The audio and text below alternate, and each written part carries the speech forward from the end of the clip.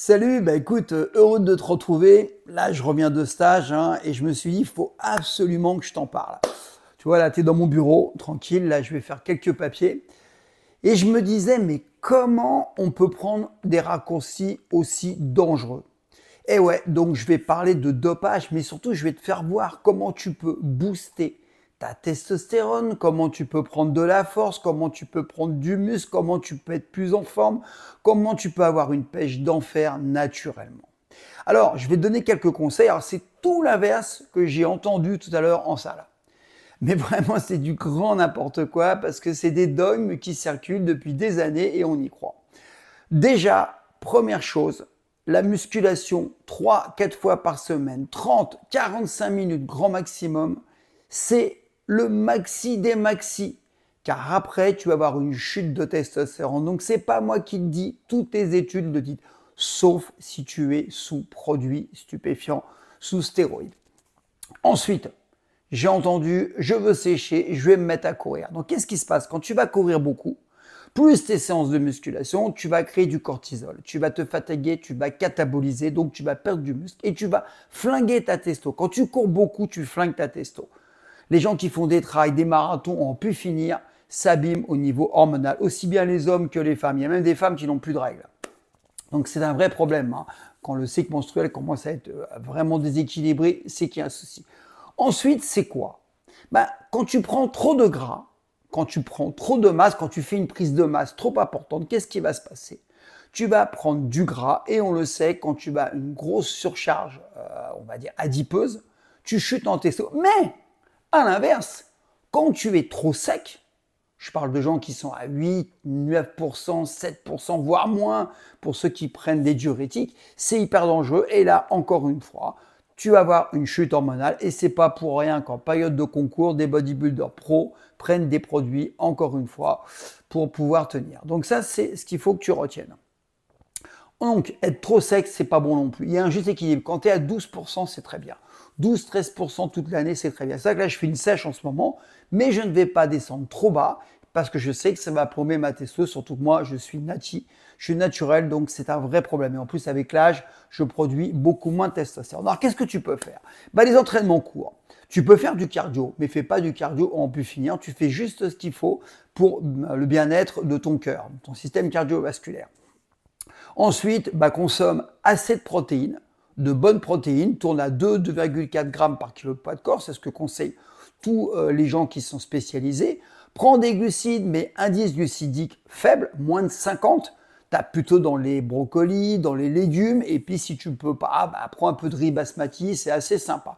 Et prends des bons lipides, parce que les lipides, c'est le cholestérol qui va faire de la testo. S'il n'y a pas de lipides, de bons lipides, on s'entend bien, pas de la charcuterie, pas de la cochonnerie. S'il y a des bons lipides et pas de produits transformés, pas de produits industriels, si tu as des bons lipides, tu vas favoriser un bon taux de testostérone et tu ne prendras pas du poids pour autant.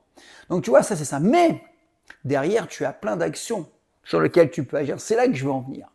Et c'est comme ça que j'ai fondé ma méthode TestoPower, que je te mettrai juste en dessous.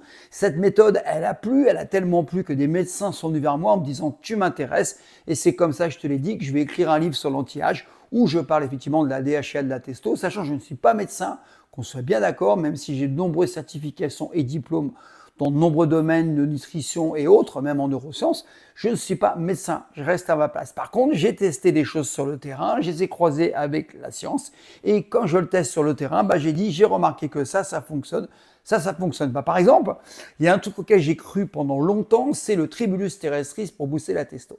Il y a très peu de gens sur qui ça fonctionne. Le fenugrec fonctionne un petit peu, c'est pas spectaculaire. Par contre, bizarrement, on parlera des compléments alimentaires après, quand tu joues sur le stress, quand tu diminues ton stress, tu augmentes ta testo.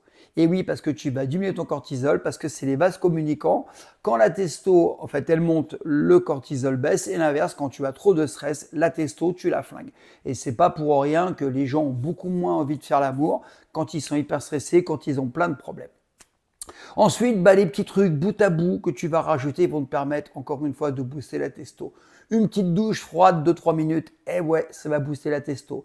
Rajouter 1 heure de sommeil, ça va booster la testo. Faire un petit peu de cohérence cardiaque, et oui, ça va diminuer le stress, ça va équilibrer les sympathiques, parasympathiques, ça va booster la testo. Tout ça, je t'en parle de ma méthode Testo Power que je te mets en bas. Mais c'est pas fini. Il y a des compléments alimentaires qui vont t'aider ou parfois on est carencé. Alors, c'est pas Franck Repers qui le dit, hein, c'est la science. Mais je l'ai testé. Moi, j'ai retenu que la vitamine D, il fallait en prendre surtout l'hiver.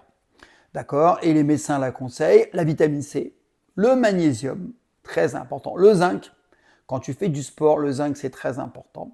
Assez de protéines, je te l'ai dit. Tu peux prendre aussi de la créatine, mais ça agit pas sur la testo, ça agit sur la force et pas sur la testo. Et il y a d'autres complémentaires que je vais pas lister aujourd'hui. Je te réserve ça dans ma méthode. Mon but, c'est de te faire comprendre que tu peux arriver à avoir une super forme, à avoir une super force, même à un âge avancé, en prenant soin de toi et en mettant en application des choses naturelles. Fais du naturel, ne prends pas de stéroïdes, ne prends pas de produits chimiques.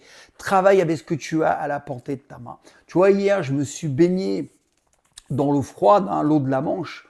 Waouh, j'ai senti ce boost. Le lendemain, ce matin, à la salle, j'ai bombardé. Et oui, c'est des petites choses comme ça, mises bout à bout, qui vont faire un effet. Alors oui, c'est pas aussi spectaculaire que les stéroïdes. Oui, je vais pas faire 50 cm de bras, mais j'en ai rien à faire. Moi, ce que je veux, c'est être en forme, c'est avoir un beau physique, profiter de la vie sur le plan mental, émotionnel, ainsi, parce que le but d'avoir un taux de testostérone élevé, c'est pas que la libido, c'est pas que les érections, c'est pas que le muscle, ainsi de suite. C'est que tu vas avoir un meilleur fonctionnement de l'organisme et une meilleure motivation. Tu vas avoir vraiment la pêche, tu auras l'envie d'avoir des projets. C'est pour ça que je voulais partager ça avec toi. Je t'en dis pas plus parce que je pourrais te parler pendant 2 heures de la testo, mais crois-moi, si j'ai été approché par de nombreux médecins, c'est pas pour rien. Ma méthode, elle est en dessous, tu vas la voir, ça ne t'engage à rien, mais si tu sens que tu as des petites baisses d'érection, que tu as moins de libido, que tu es moins en forme, que tu prends du ventre, que tu as moins de force, que tu sens que tu as perdu vraiment du volume musculaire au niveau des fesses, des cuisses, que tu es moins bien en fait, tu as moins la pêche qu'avant, peut-être que le magnésium, peut-être que la vitamine C ne suffira pas. Donc il est temps pour toi de te prendre en main. Allez, mon but c'est de t'aider, tu as compris, hein. C'est à toi de passer à l'action, je peux rien faire pour toi, je te tends la main, si tu l'as saisi, c'est génial. Allez, à bientôt, prends soin de toi, ciao.